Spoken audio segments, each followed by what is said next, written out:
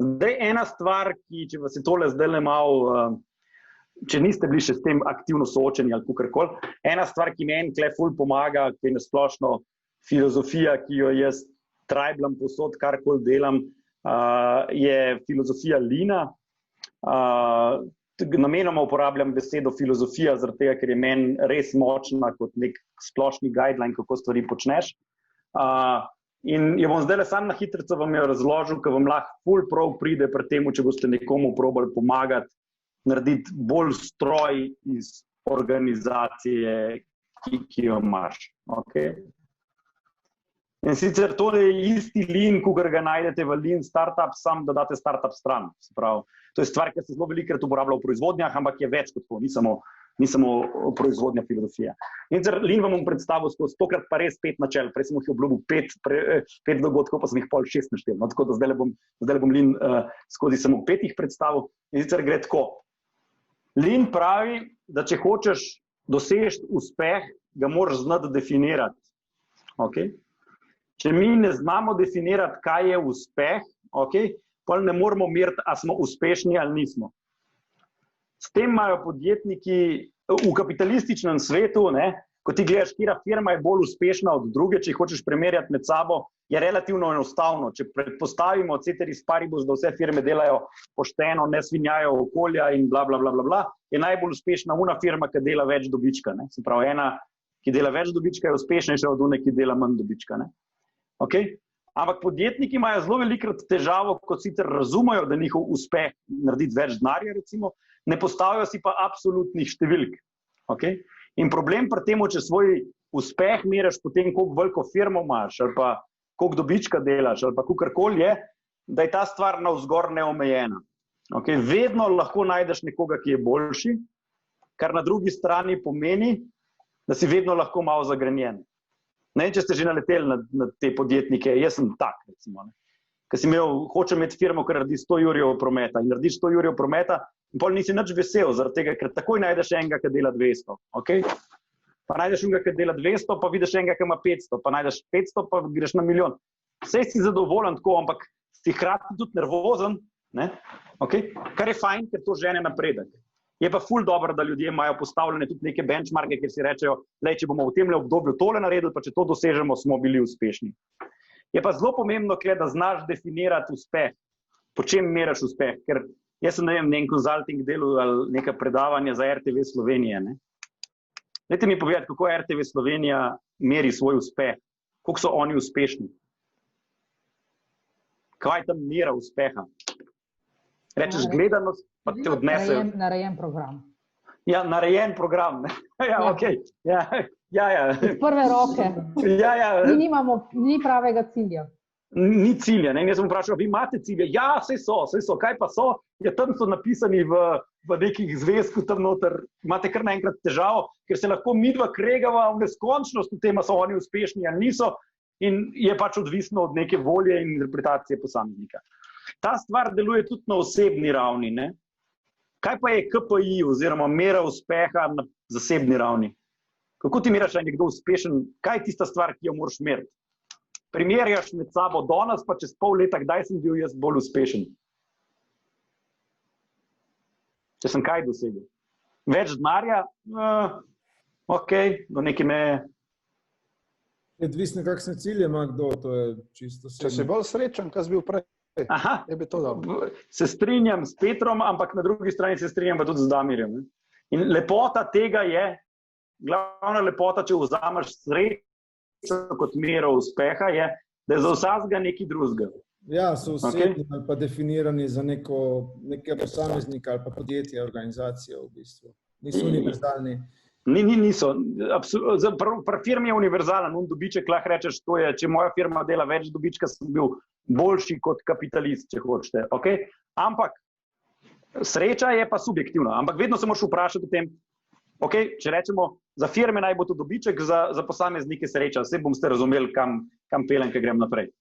Okay.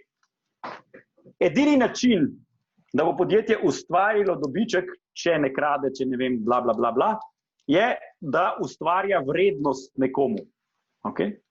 Nekdo bo pripravljen zamenjati za svoj denar, za neko storitev, ukolikor mu to ustvarja vrednost. Ljudje svoj denar menjamo za tisto storitev, ki nam generira največ vrednosti.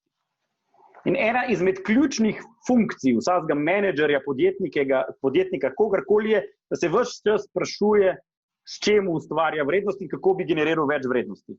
To je prva. Okay? Ja? Tukaj je ista stvar. Ko vi analizirate svoje življenje, boste pogledali, tele stvari me delajo bolj srečnega, tele me pa ne. Okay?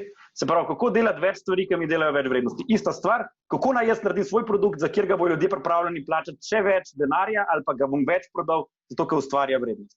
Ena izmed ključnih stvari, se hočeš imeti učinkovito organizacijo, je, da maksimiziraš stvari, ki ustvarjajo vrednost. Ok, in zdaj začnemo iti pa na ta sivo cono, ki pravi, vse stvari, ki ne ustvarjajo vrednosti, morajo biti tretirane kot odpadek. Ok?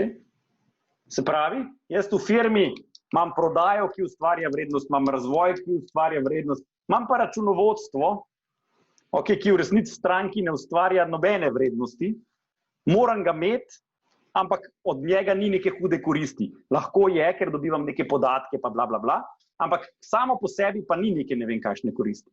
In o odpadkih moraš vedno razmišljati na način, kako bi jaz lahko te odpadke eliminiral.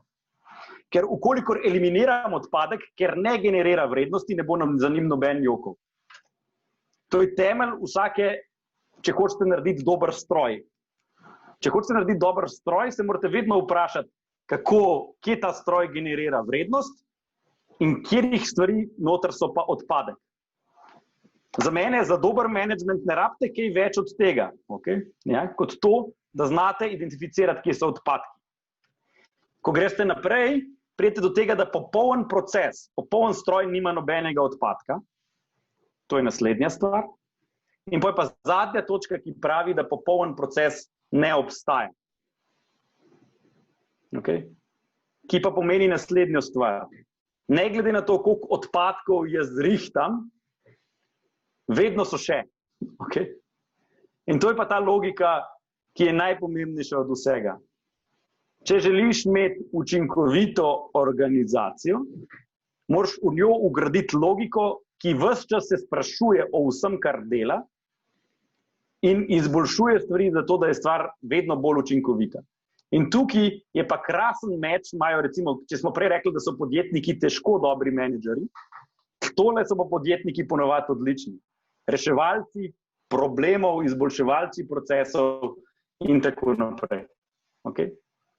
In učinkovit proces boš ti zagotovil samo, kadar boš sledil logiki tako imenovanega scientific managementa oziroma eni stvari, ki je pogruntil en gospod Taylor konc 19. stoletja, ki je začel zelo glasno govoriti o eni logiki, ki se je reče one best way. Okay, in ta logika je sledeča. Če imaš ti fabriko, v kateri imaš noter 12 mojstrov, pa vsi delajo isti izdelek. Okay? Med temi 12 mojstri obstaja eden, ki dela ta izdelek najbolj učinkovito. Vsi mislijo, da so najboljši, ampak objektivno obstaja nekdo, ki to dela najbolj učinkovito. Se pravi, če bi jaz uspel doseči, da bi vseh 12 mojstrov delali to na isti način, bi moja učinkovitost skokovito narastla. In če potem jaz celo se začneš sistematično ukvarjati s tem najboljšim načinom in tuhtati, kako ga narediti še boljšega, pa bom pa jaz izjemno produktiven. Okay? In tole, kar sem zdaj povedal, to je logika vsega. Ne? Če ti hočeš narediti organizacijo, ki je stroj, ki dela dobro, neodvisno od podjetnika, je treba za vse procese, ki jih imaš noter, postaviti enovit sistem najučinkovitejše metode, ki jo zagotavljamo, da ljudje na ta način delajo in hkrati jo ves čas izboljšujemo. Okay? To je tako zdaj zelo in načel, ampak to je esenca vsega. Okay? Ker gradiš učinkovito firmo, moraš početi to, standardizirati, postavljati metrike uspeha in meriti, odpravljati odpadke in ves čas povečevati vrednost. In pa bo firma dobro delala. Dokler pa to ostaja v podjetnikovih glavah, dokler se stvari delajo, Miha to zna, edini pri nas na firmi, okay? Dokler jaz sem edini, ki lahko prepopa nalepko, ker sem edini, ki to znam, pa bom pa pač imel težavo. Okay? In bistvo produktivnosti, to je pa absurd vsega skupaj, da višje produktivnosti ne moraš doseči tem, da bolj švicaš. Okay? Edini način, da dosežeš višjo produktivnost, je, da švicaš manj. In tle je en moj nasvet za to fazo, ki jo jaz zelo dosledno počnem. Jaz začnem prepovedovati oziroma svetujem, da se v podjetju začnejo za vse ukinjati nadure. Okay? Nadure so totalna potuha. Okay. Nadura, ki nastane iz razloga, ker sem potreboval naduro, ker je prišlo do nekega izjemnega dogodka. Okay. Sistematična nadura, pač founder pa dela 12 ur na dan, boste kaj naredili? Ste rekli, ja, nekaj dela 12 ur na dan. Ti moraš isto, kar zdaj delaš, narediš v 8. Ja, kako bom pa to naredil? Ja, kako? Šel boš čez svoj proces, ugotovil, kje ti ustvarjaš vrednost, vse ostalo boš pa bodi si zeliminiral kot odpadke ali pa predal na nekoga drugega. Dokler ne boš v 8 urah. In za njega velja isto in za ostale vse isto. Zakaj je to pomembno? Ja, zato, ker pač ni mašine, ki lahko na srednji rok deluje na previsokih obratih. Zdaj, 8 ur sem jaz postavil kot pač zakonsko predpisano mejo. Imate lahko človeka, moja žena, ona sistemsko lahko dela 6 ur na dan. Dobro. Če dela več, imamo probleme. Okay? In je pač treba to ugotoviti in reči, in v 6 urah premakne vola pa pol, razbije, kar češ, res je rušilc, ful je dobra. Sam 6 ur na dan.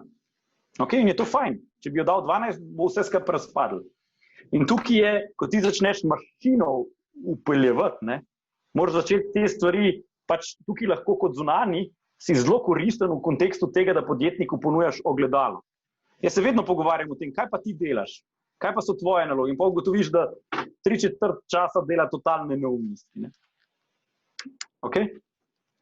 Kakšen komentar, Klen? Ja, jaz imam samo toliko še zreči, glede optimizacije tega, ali pa, dajmo reči, prelagan nalog na druge. Ne? Vprašanje vedno tega je, koliko to stane tudi podjetjem. A si to lahko prvožeš na dolgi rok, a boš tako vzdržen, denarno točno, niti ne po čistem dobičku in tako naprej. Če to ne. Pa tako, kot smo prej rekli, če ta pravega človeka ne dobiš, je lahko tudi večja škoda. Tako da tle je vedno, mislim, ni univerzalnega napotka. Ne? Tukaj je pol stvar, v kateri dejavnosti si, jaz poznam določene dejavnosti v Sloveniji, ki pač kadra ne dobiš, ne? Ker je pač premajhen trg in ga ne moreš dovolj dobro plačati, da bi ga lahko sploh prvabil sem. Ne samo plačati, niti izzivom v dovolj velikih ne moreš. Recimo ena taka stvar so optično mreže. In tako dalje, in tako dalje. Ne?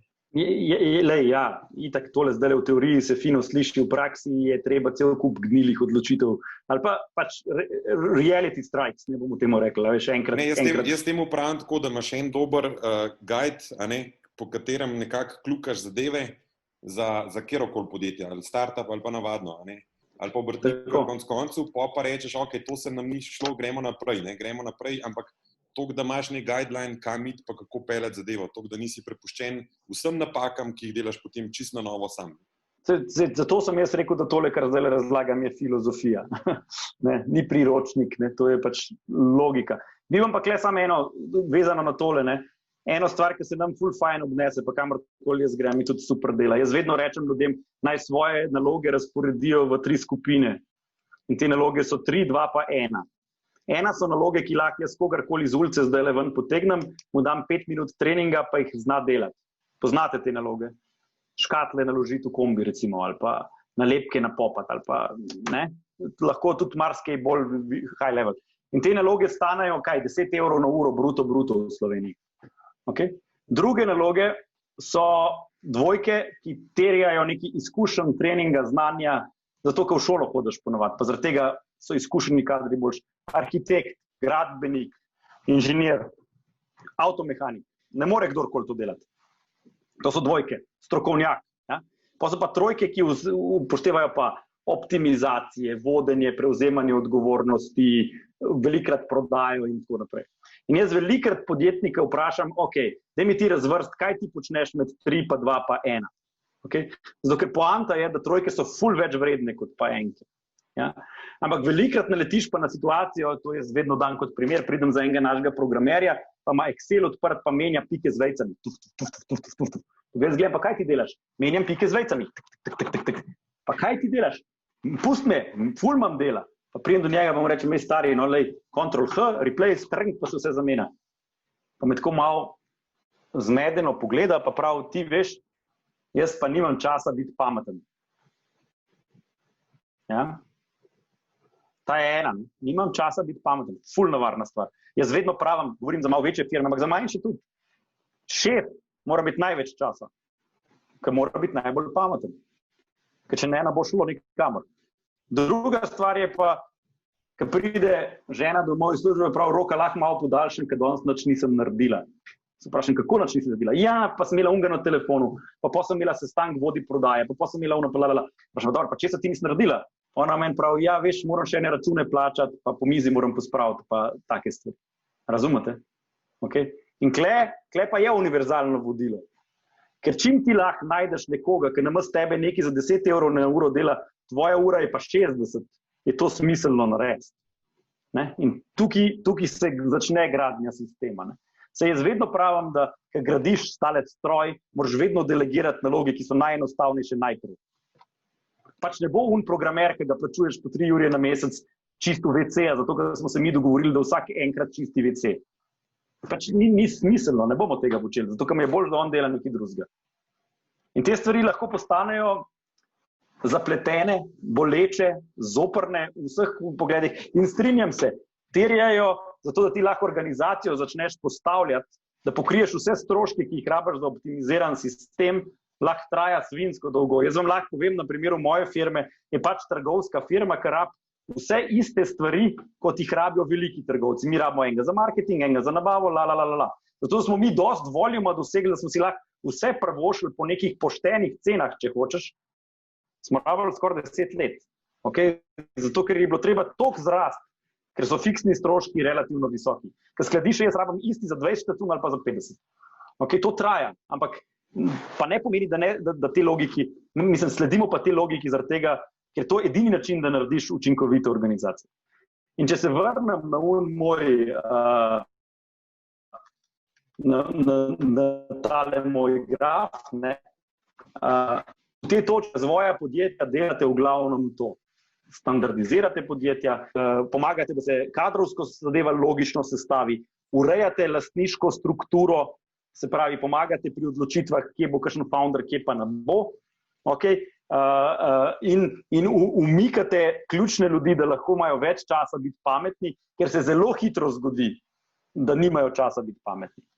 Okay? Pa ful ena zanimiva stvar še se zgodi. Jaz zelo cenim to lastnost, ki jo imajo podjetniki v zgodnji fazi, da vse zmutijo sami, saj poznate to. Ne? Okay? A bomo mi kupili CRM software ali ga bomo kar sami naredili, dajmo ga natipkati, ker tisti stane 500 evrov. Okay? Poznate to, ne? Ali pa, a bomo kupili tale viličar za uskladišče, koliko pa stane 450 evrov, ne da bom jaz še malo pogledal, pa 3 dni iščeti, kje je cenejši viličar. Ker nimaš denarja, pač to počneš. Ta lastnost je lahko ful nevarna v naslednjih fazah. Ker ti ugotoviš, da človek, ki ima ful pomembnih stvari za narediti, se ukvarja z šparanjem na prenizkem nivoju. Pa podjetje mora biti vedno šparovno, ampak ne za vsak. Da ne padeš v uno foro, ki pravi, šparati treba, pa naj stane, kar hoče. Ker to se pri podjetnikih ful velikrat zgodi. Če to poznate, ampak jaz sem na to naletel res velikrat. Ok, sam še 2 stvari. Ja, kar. Andraž, ne slišim te. Učil sam kot komentar. Ja. Vprašanje v bistvu na... Spet. Je rekel, na prve zaposlene, torej, ko greš iz 1 na 2, pa iz 2 na 3, pa 3 na 4, torej od prvih 5, recimo, ne. Kako predlagati ali pa kakšne so nekako nasveti za to, za samo motivacijo novih zaposlenih, ne. Ko nimaš dovolj denarja, da plačaš eno nekoga, veš pa, da ga potrebuješ pa da moraš enostavno pač narediti to fazo naprej. Ne. A je tukaj kakšen tak, ali je pač znajdi se, kakor veš in znaš? Ne? Jaz mislim, da to, kar boste drugi tudi povedali, moja izkušnja je, da to, kar si izpostavil, je ena človeško najtežjih stvari, ki jo moraš kot podjetnik početi. Motivirati ljudi, pa čeprav jih recimo celo veš, da jih ne moreš dovolj plačati, jih pa potrebuješ, pa moraš nekako zmotiti. Ne vem, v resnici lahko jih motiviraš z boljšim delovnim okoljem, ne? Lahko se pač ne obremenjuješ s tem, da on, če je pripravljen za tebe delati, si pač to krivdo daš iz sebe dol, pa rečeš, ste očitno je zadovoljen, lahko mu obljubiš nekaj za naprej, kar vem, da se ne obnese najboljše, da ga plačuješ z lastniškim deležem v večini primerov. Lahko imaš kakšnega ja, ampak v večinoma ne, ker nočeš imeti lastnikov, ki to v resnici funkcijsko niso. Ne. Ampak to, kar ti zdaj izpostavljaš, je en izmed najtežjih stvari. Mislim, jaz, če bi še enkrat šel celo podjetniško zgodbo, je to edini trenutek, kjer bi razmišljal o tem, da bi investitorja aktivno iskal, da bi mi pomagal skozi to fazo skozi prideti. To je moje mnenje. Nekih smernic, kako dobiti motivirane ljudi, ki jih ne moreš dovolj plačati. Ja. Jaz mislim, da ni sam problem, ki jih ne moreš dosti plačati. Tudi, ki jih dosti plačaš, imaš podobne zgodbe. Tako da v bistvu to je ongoing proces. Ne glede na to, v kateri fazi podjetja imaš, vsaj zdaj, zadnjih, ne vem, 10 let, ko jaz spremljam pri sebi zgodbe, pa pri drugih imamo vsi podobne probleme in to je rak rana in je treba se ukvarjati. In v bistvu management občutno premalo časa namenjamo v managementu temu. Tam, kjer ni prav HR-a posebej pa tako naprej, ampak recimo, da HR začne resen pred 150, 250 zaposlenih. Se tudi HR, vam bom povedal, mislim, iz mojih... Mi smo ga imeli, no, v svoji izkušnji, pa sem ga poraž dal stran, ker sem imel več problema, smo se mogli še z HR-om ukvarjati, ne pa samo zaposlenim. Okay, vam bom dal eno orodje, ki ga jaz ful uporabljam, pa mi je ful všeč bilo, ker sem ga dobil od tega, ker smo delali en konzultantski projekt za eno zelo resno proizvodno firmo. Jaz sem bil ful fasciniran, kako je proizvodnja zorganizirana, ker oni imajo 3 funkcije ločene med sabo. In sicer ena funkcija, zelo pomembna, če hočeš biti dober menedžer, je, da znaš dobro planirati. To, a boš ti produktiven ali ne, je odvisno od tega, koliko imaš ti plan dobro narejen. V proizvodnjah, pa jaz ugotavljam vedno bolj tudi posod drugje, je ključno, koliko šef zna dobro držati plan. Se pravi, kaj bomo mi jutri naredili, kaj bomo čez 3 dni in tako naprej. To je zelo pomembna stvar. Druga stvar, s katero se ful ukvarjajo, imajo zelo ločen oddelek, je oddelek tako imenovane tehnologije. Tehnologija pomeni tam šraufanje strojev, ampak to je tisto, kar sem prej govoril, kako stvari delamo. Nekoga, ki se ukvarja s tem, da se ne počne neumnosti, da počnemo stvari na strukturiran način, ki izboljšuje procese in tako naprej. Se pravi, imamo planiranje, tehnologijo, ta tretja stvar je pa vodenje. Kaj je pa vodenje? Vodenje je pa vzpostavljanje pristnih človeških, vzpostavljanje in vzdrževanje pristnih človeških odnosov. Naj bo človek še toliko dober strokovnjak, pa tako naprej, ampak ti ne moreš biti vodja. Edina stvar, ki je vodja, ne more delegirati od sebe, je vodenje ljudi. In vodenje ljudi je to, da se pač imaš obvladljivo število ljudi, s katerimi imaš kontinuiran odnos. Ker ne glede na to, koliko dobre so plače, koliko dobri so delovni pogoji, kakšen PlayStation imaš ti v pisarni, ukolikor vodenja ne bo, in govorim o vodenju o temu, da ti pokažeš, da ti je mar in tako naprej, bo pač firma šla, bo oddelek razpadel slej ko prej. Kaj pa to vodenje pomeni? Za mene je, kontinuiran proces. Druga stvar, ki jo pa moraš zavedati se, je pa, da ima človek fizične omejitve, s kolikimi ljudmi lahko to počne, kar nujno pomeni, da moraš hitro začeti postavljati, kad ti firma raste pod vodje. Če imaš ti skladišče, mora biti en vodja skladišča, kjerega cilj je tudi, da se spomne, kdaj ima kdo rojsten dan, pa te stvari, pa tako naprej. Mogoče, če lahko navežem sam Rok, da v bistvu v vseh teh delih postavljenih organizacij in sistema je skupna točka ta delegacija, s katero imamo vsi težave v bistvu. Vsak, ki je postal prvi šef, je tisto, ko moraš reči, jaz sem to nekaj delal, sem prišel neke svoje perfekcije in zdaj moram nekomu drugemu dati, da bo to delal. In to je tista zadeva zaupanja in to je mogoče tudi tisto, Andraž, kar si ti vprašal. Konec koncev, ko človeku zaupaš, da bo nekaj dobro delal, je tudi to, bom rekel, skoraj polovica plačila. Ne.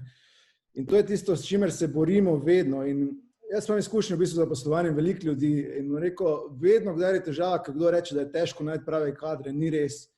Iščemo napačne kadre ali pa napačno od njih zahtevamo. In to si mogoče prej tudi rekel, ne, ker si rekel, da ste iskali, ne vem, perfekcionista, ki bi pa tudi pometal. Ne. Ampak ta delegacija je težek proces in vedno se mora najprej podjetnik naučiti delegirati, se pravi iz istega founderja v nekoga drugega, da bo nekdo njegovo delo delal. In ravno tako je treba vedeti, da bo pol spet težava, ko ta drug nivo mora delegirati nekaj naprej. Ne. Na vsakem nivoju je to težko in vsaj jaz vidim, kako coacham ljudi pa te zadeve, da je vedno pri time managementu, pri organizaciji, pri čemerkoli je delegacija je vedno problem.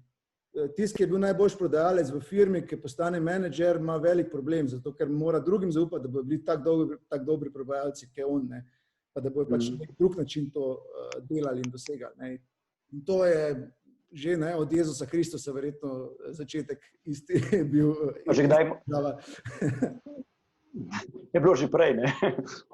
Ampak ja, mislim, razlog, zakaj pa zdaj o tej temi govorimo, je pa po uni točki prve prodaje, pa scale-upu se, vsaj moje mentorske izkušnje, več ali manj se ukvarjaš s temi temami, kar se zdaj pogovarjam. Stiskami ljudmi, tako in drugače, delegiranja, postavljanja procesov, narediti, da je vse skupaj dobičkonosno, sebe handlati, da se lahko tole stvar sploh še nekako preživiš, pa da se počutiš približno. Velikrat pridejo teli novopečeni menedžeri, ki pravijo, da jim pa ni več fajn v službo hoditi. Me grdo gleda, pa me ta grdo gleda. To najraje bi kar vse skupaj zaprl pa šel. To je tipična zgodba. Pa začneš ugotavljati, zakaj, pa ugotoviš, da ja, nejasna pričakovanja, bla, bla, bla, ne. In pa živeti s tem, ne. Živeti s tem, da pač nisi burek, ne. Ta je tudi težka, ne. Se poznate to, nisem burek, nimajo me vsi radi, ne. Pač dostkrat živeti kot menedžer, ne, kot podjetnik, a veste, posebej začneš še ta stvar, dokler si ti, posebej v našem okolju, dokler si ti reven startupov, se vsi lahko zelo hitro na tebe pokonektajo. Boh ne dej, ne. Boh ne dej, da te brata, ne. Ja. Pa boš pa kar naenkrat ti bogato, oni so pa še vedno na unih samo Jurija pa pol plače. Ok? In ratajo pa še tam problemi. In ta proces, mislim, jaz sem, tisti je bil meni zelo všeč, me je tudi zaznamovala zgodba, da ena izmed najtežjih stvari v podjetniškem procesu je puščati svoje prijatelje za seboj. Ne? Pa ta pravih prijateljev naš nikoli pustil za sabo, ampak ti naenkrat rataš zaposlovalec, kako se boš šel ti z enim svojim kolegom, ki še vedno pizdi čez svojega šefa mirno na pivo zvečer, ne? Se začne ta kregati in se začne ta resno kregati, ponovadi. Sej gre, ampak velikokrat pa ne. In podobna zgodba je s founderji, ne? Ker si skupaj začel, pa se en se razvija, druga zelo zoprno situacijo, ko imaš lastnika, ki se začne obnašati kot najbolj užaljen zaposleni, recimo, ne? Pa jaz ne pravim, da je zaposleni, da nav kdo pol rekel, Rok je pa tak kapitalist, ki bi zaposlene sam izkoriščil. Ne, sam vi ste na strani unga, ki bo imel težave v to smer, no, sam to probam razložiti. To je to, ne. Ok, jaz mislim, da danes bilo ogromno ene vsebine, pa če zdaj še karkoli stresam, bo samo čez rob šlo. Ampak kdo karkoli še za vprašati, bi imel hkrati eno stvar, no. Dajte mi prosim do naslednjič, moj mail je rok.stritar@gmail.com, ali pa na LinkedIn ali pa kjerkoli, če ima kdo kakršnekoli predloge, kaj bi si želel prihodnjič še poglobiti ali pa tako naprej, bo ful dobrodošlo, ker lahko pol naredim zadevo bolj smiselno. Drugače pa, če ima kdorkoli kar še zdajle, z veseljem še pogledamo. Sem rekel, hvala Rok, ja pa tudi vsem ostalim za debato, pa tudi vprašanje je bilo v bistvu to, kar si že povedal, no, bolj me zanima, kaj naslednjič za pričakovati. Ja, ok, naslednjič, kar imam jaz naslednjič za narediti, je, jaz bom šel na primerih čez različne mentorske vloge in situacije v resnici, no. Tako, čisto na konkretnih primerih, iz real life-a, jasno malo prirejeno, zato da ne bomo koga užalili ali pa karkoli, kakšni so, bomo šli čez to zelo počasi in sistematično, čez različne zgodbe, pa čez različne vloge, ki jih mentor ima v procesu mentoriranja. Okay. Jaz bi se rada ful zahvalila, ker je bila zame to ena taka krasna brca v ric, ali pa to, da sem se malo spomnila, kaj lahko tudi sama še osvežim v svojih podjetjih, pa tudi v mojih osebnih ciljih. In hvala tudi, da ste me spomnili, da moramo praznovati uspehe bolj pogosto. Jaz grem na pivo zdaj. To je odlično. Jej. Okay. Hvala vam. Ok, jaz tudi. Grem jaz tudi na pivo. Živijo. Se vidimo drug teden. Kratki, ciao. Čau. Hvala lepa, čau, čau.